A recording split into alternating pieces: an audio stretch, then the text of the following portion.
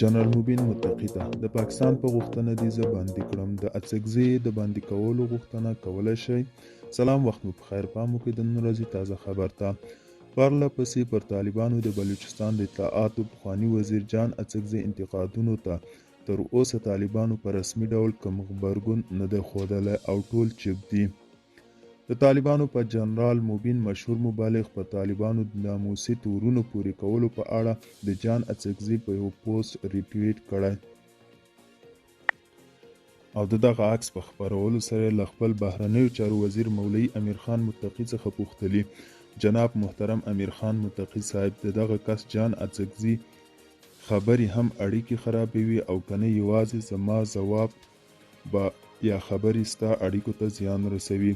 تاسو د پاکستان له حکومت څخه غوښتنه وکړئ چې جان اڅکزي زندان ته واچوي. اړیکې باید په متقابل عمل جوړې شي.